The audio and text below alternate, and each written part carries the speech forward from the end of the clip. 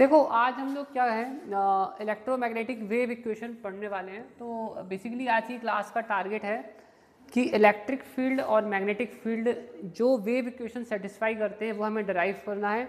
साथ ही पर आज हम लोग इलेक्ट्रोमैग्नेटिक वेव की स्पेस में कितनी स्पीड होती है वो भी डराइव करेंगे।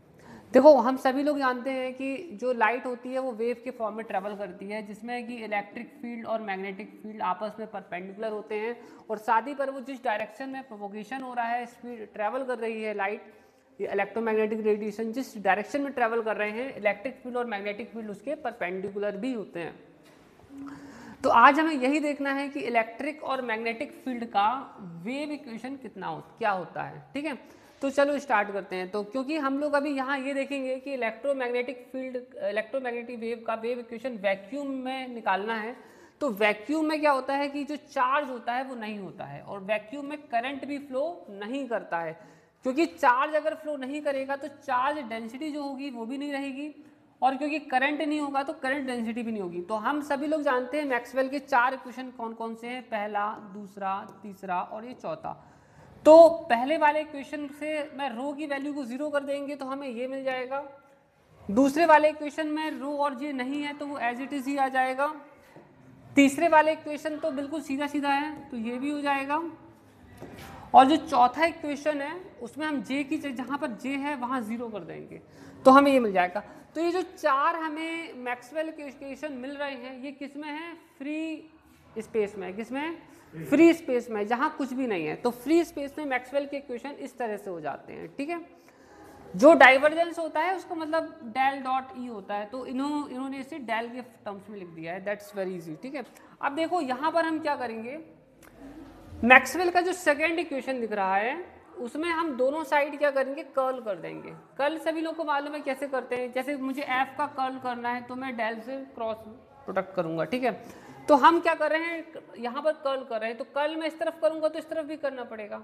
अब यहाँ पर मैंने तुम लोग को बताया था कि डेल अपॉन डेल टी, और ये डेल जो है ना ये इंडिपेंडेंट है तो इन्हें हम आगे पीछे कर सकते हैं, कोई फर्क नहीं पड़ेगा, तो आगे पीछे कर दिया।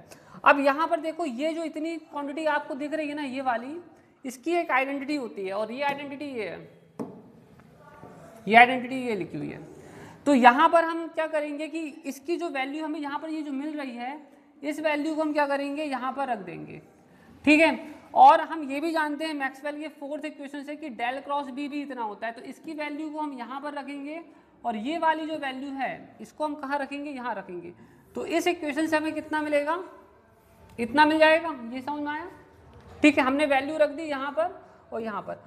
अब मैक्सवेल का जो फर्स्ट इक्वेशन था उससे हम ऑलरेडी जानते हैं कि del dot E equals to zero था, तो यहाँ पर आप क्या करोगे, जीरो पुट कर दोगे तो ये पूरा टर्म क्या हो जाएगा, जीरो हो जाएगा। तो पूरा टर्म जीरो हो गया। फिर क्या होगा, ये जो माइनस साइन है वो कट जाएंगे, दैट्स वेरी इजी, और ये मिल जाएगा। अब ये जो इक्वेशन मिला है ना ये इलेक्ट्रिक फील्ड का वेव इक्वेशन है। मैं पहले भी आप लोगों को बता चुका हूँ कई बार कि वेव स्टैंडर्ड वेव इक्वेशन ये होता है, स्टैंडर्ड वेव इक्वेशन ये है। ठीक है, अब अगर हम इसको और इसको कंपेयर करें तो हमें साफ पता चल जाएगा कि ये जो हमें मिला है ये वेव इक्वेशन ही है, बट ये इलेक्ट्रिक फील्ड का है, क्योंकि साई की जगह पर क्या मिल रहा है, ई मिल रहा है, इसलिए ये इलेक्ट्रिक फील्ड का वेव इक्वेशन है। आप अगर कंपेयर करेंगे तो 1/c² इससे कंपेयर करेंगे तो बराबर आएगा, तो इसके थ्रू आपको लाइट की जो स्पीड है वो भी मिल जाएगी। ठीक है, इसके बारे में आगे और डिटेल में डिस्कस करेंगे। तो इलेक्ट्रिक फील्ड का जो वेव इक्वेशन है वो तो हमें मिल गया है। अब हमें मैग्नेटिक फील्ड का भी वेव इक्वेशन निकालना है, तो हम यहाँ क्या करेंगे, जो फोर्थ इक्वेशन था मैक्सवेल का, जो फोर्थ इक्वेशन था यहाँ पर ये देखो, इसमें अब हम दोनों तरफ क्या करेंगे, कर्ल करेंगे। फिर से कर्ल करेंगे, मतलब इसमें दोनों तरफ कर्ल करेंगे तो क्या हो जाएगा, इतना हो जाएगा। ये देखो, ये समझ में आ रहा है, इतना मिलेगा। फिर से वही करना है, यहाँ पर हम आइडेंटिटी लगा देंगे तो इतना हो जाएगा, और यहाँ पर आप डेल अपॉन डेल टी को जो है बाहर निकाल देंगे और इसको अंदर कर देंगे।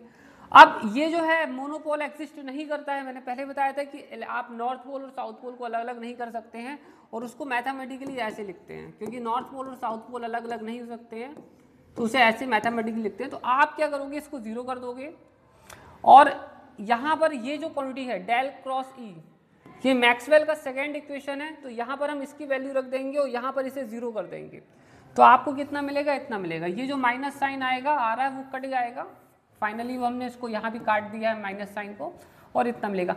तो जैसा इलेक्ट्रिक फील्ड के लिए मिला था सेम फिर से हमें वैसा किसके लिए मिल गया, मैग्नेटिक फील्ड के लिए मिल गया। और ये भी वेव इक्वेशन है क्योंकि ये भी स्टैंडर्ड इक्वेशन से मैच करता है। इसका साफ मतलब ये है कि इलेक्ट्रिक फील्ड और मैग्नेटिक फील्ड जो इलेक्ट्रोमैग्नेटिक वेव्स में होती हैं वो वेव की तरह ही ट्रेवल करती हैं, ठीक है, ओके। अब यहाँ पर देखो स्टैंडर्ड इक्वेशन तो पता ही है कि क्या होता है, तो अगर हम इन दोनों को कंपेयर करें तो ये जो टर्म है ना, देखो जैसे फॉर एग्जांपल मैं इसी को लिख लेता हूँ, एक काम करो ऐसा करो, इस इक्वेशन को ना ऐसे लिख लो, del square psi is equal to del square psi is equal to, देखो मैं इसको इस साइड ले जाऊंगा तो माइनस साइन चला जाएगा, ठीक है, V square del psi del two psi over del t square. अगर आप कंपेयर करोगे दोनों को तो अब साफ पता चल जाएगा आपको कि ये जो है वो किसके बराबर आ रहा है, इसके बराबर आ रहा है, पता चल रहा है ना, वो इसके बराबर आ रहा है। तो अपन क्या करेंगे, इन दोनों को इक्वेट कर देंगे, ठीक है, अपन क्या करेंगे, इक्वेट कर देंगे। तो यहाँ पर इक्वेट कर दिया गया, आप देख सकते हो क्या कर दिया अपन ने, इक्वेट कर दिया। तो v की वैल्यू कितनी मिल रही है, इतनी, और यहाँ पर हम म्यू की, एप्सिलॉन की और म्यू की वैल्यू अगर पुट कर देंगे इस इक्वेशन में तो आप देखो क्या मिल रहा है, लाइट की स्पीड। इसका मतलब ये होता है कि जो इलेक्ट्रोमैग्नेटिक वेव्स होती हैं वो लाइट की स्पीड से ट्रैवल करती हैं, ठीक है, ओके। तो आज की क्लास में ये है कि हम मैक्सवेल इक्वेशन से हमने क्या किया है, ये समझा है कि इलेक्ट्रोमैग्नेटिक वेव्स का नेचर क्या होता है, वो वेव्स की तरह ट्रैवल करती हैं और वो उनका जो स्पीड होता है इलेक्ट्रोमैग्नेटिक रेडिएशन का वो लाइट की स्पीड मतलब इतनी होती है 3 × 10⁸। कोई डाउट नहीं।